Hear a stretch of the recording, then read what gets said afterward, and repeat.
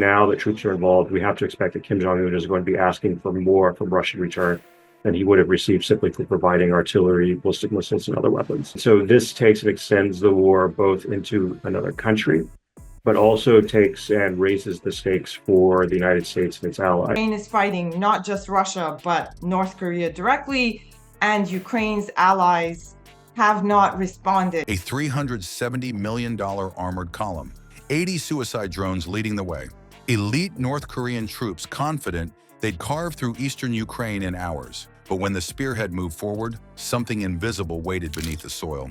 Within minutes, 17 tanks were gone, not a shot fired. How did Ukraine turn farmland into a weapon so powerful it shredded a foreign armored regiment almost instantly? The answer lies in a minefield that wasn't random. It was designed like a puzzle, a trap, and a death zone all combined. And the invaders never saw it until it was far too late. Before we move on, I will like you to subscribe to the channel and like the video. By day, the farmland looked the same as it always had. Tractors rolled slowly across the soil, workers loaded equipment onto wagons, and dust hung in the air like every other morning. For anyone watching from a drone or through binoculars, it was the image of routine agriculture. But when the sun went down, the surface appearance gave way to something different. Ukrainian combat engineers stepped onto the same fields with equipment that had no place on a farm. They carried crates, shaped charges, and mine housings, while local farmers stood ready to disguise every mark left behind once the digging was done. The difficulty wasn't laying explosives. That part was mechanical and relentless. The challenge came in doing it undetected. Every night was a gamble that Russian spotters or North Korean drones wouldn't pass overhead. An exposed light, one footprint that didn't match the plow lines, even the sound of a generator could have ruined weeks of preparation. Informants inside villages close to the fields were another danger. If even one phone call slipped through, the crews could have been wiped out before the plan matured. That was the balance they lived under for more than 2 weeks. They worked in cycles that blended military rhythm with farming habit. As soon as the engineers finished inserting rows of mines, tractors would sweep over the same ground. Plow blades cut the lines, dragging fresh earth over shovel tracks, smoothing the soil until it looked untouched. From above, nothing betrayed the fact that the top 3 square miles of farmland had been converted into a weapon. Each night layered more traps into the soil until a pattern only the Ukrainians could read existed beneath the crops. Unlike typical minefields scattered in random grids that simply aimed to slow in advance, this one carried logic. It wasn't built only to explode on contact, but to shape the movement of an armored column. Alternating systems triggered differently.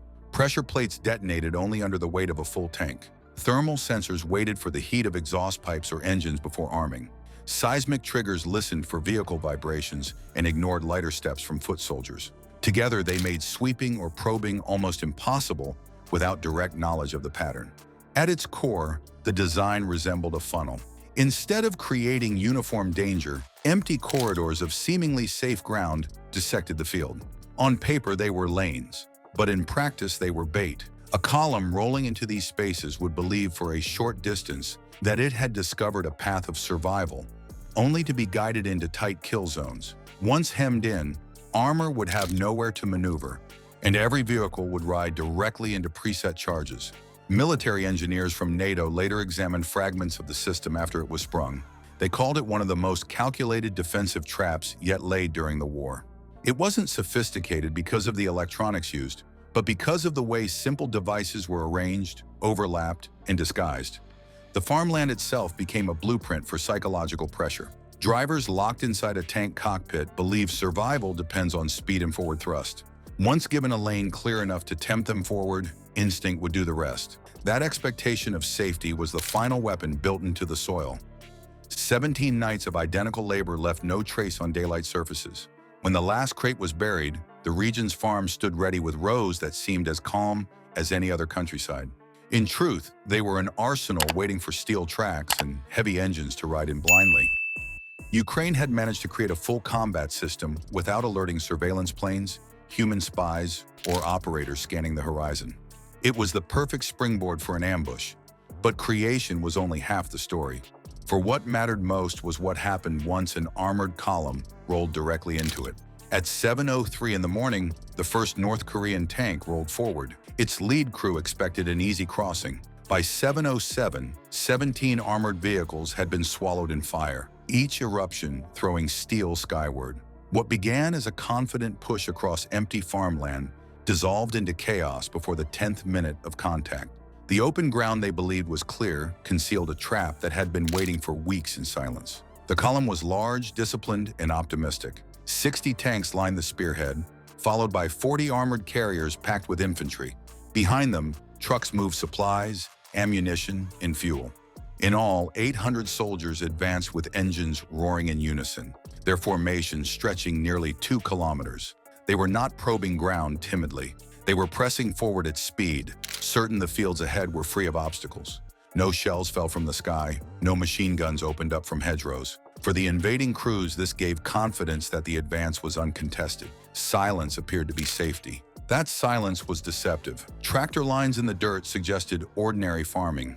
No craters marked artillery strikes. Nothing visible warned the first driver that his tracks were about to meet a buried firing line. The sound before impact remained just the thud of engines and the rattle of chains over soil. Then the ground shook. The first tank crushed a pressure plate, and in an instant its hull split upward. The turret lifted off like a separate object and crashed yards away. A split second later, secondary mines responded to the weight of following armor.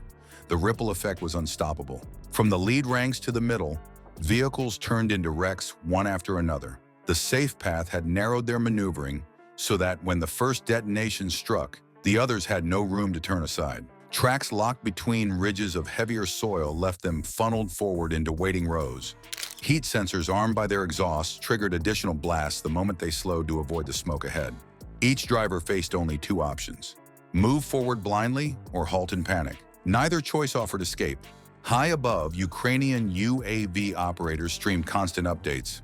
Every 12 seconds, another set of coordinates flicked across screens, allowing gunners stationed miles away to calculate if follow-up fire was necessary. Most of the time, no artillery was needed. Still, the surveillance allowed commanders to ensure no vehicle slipped out of the cordon. The oversight was automated, persistent, and clinical in its detail. Engineers saw their careful design unfold almost exactly as planned, every stage punched through by heavy armored weight. There was one near collapse of the plan. A supply truck carrying fuel drums veered too far off lane and scraped against a chain trigger. Had it detonated fully, the truck would have ignited multiple mine rows at once. That uncontrolled blast might have removed parts of the corridor before the entire column was trapped.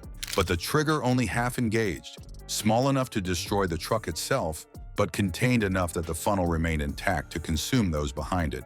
Fate protected the sequence and left the trap alive. In future conflicts, this method may prove more decisive than sheer firepower. The environment becomes the weapon, shaping enemy movement before a single shot is fired. When patience and precise planning combine with terrain, even a much larger force can unravel. Numbers alone no longer guarantee momentum or survival.